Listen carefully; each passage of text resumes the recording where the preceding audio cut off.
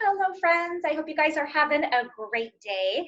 I'm going to show you just a real quick PowerPoint, and I'm going to go through with you what is an inference. So we're going to be talking about this a lot this week.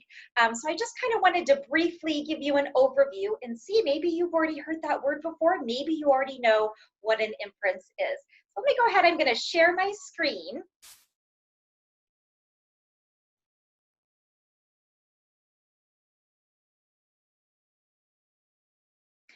All right, let me go ahead and make it a little bit bigger here. All right, so let's take a look. What am I? Making an inference to crack the case. So guess what? You guys are detectives. You're naturally detectives when you are reading a text. And the reason I say that you're a detective is because you are constantly making inferences. You probably don't even know that you're doing it. So making an inference is when you use your schema and information from the text to make an educated guess.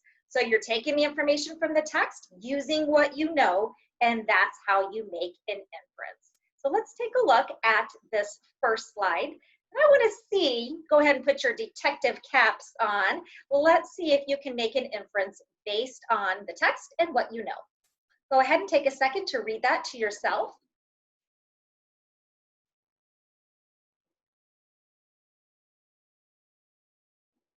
I have two hands, I have a face, my hands go round and round. I have the numbers 1 to 12 instead of smiles in frowns. Find me on your arm or on the wall. So what do you think, just from reading that, using the text, using what you know, what inference do you think you can make? Did you think it was a clock? If you did, you were right. That was too easy for you. You guys need a harder one. So let's try making an inference. This one's going to be a little bit trickier. Go ahead and take a couple seconds and read that to yourself.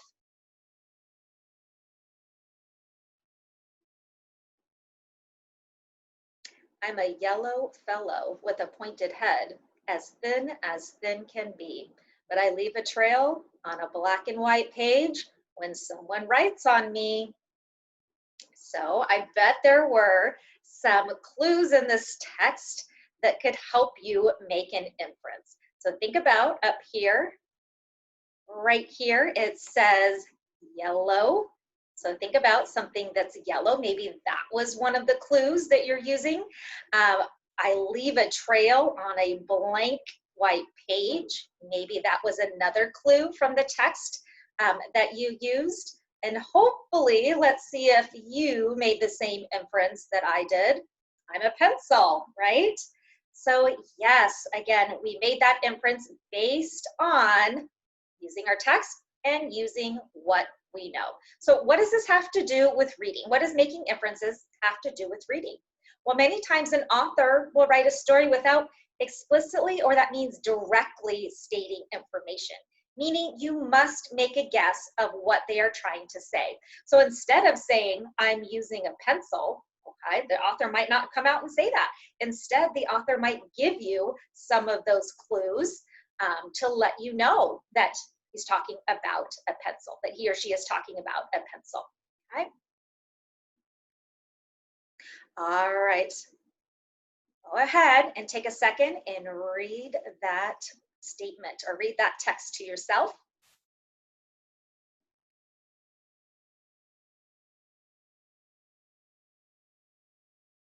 All right, Kate was a very busy woman. When she wasn't curing sick people at Bayer Hospital, she was at the gym working out. She loved to swim, but her favorite sport was kickboxing.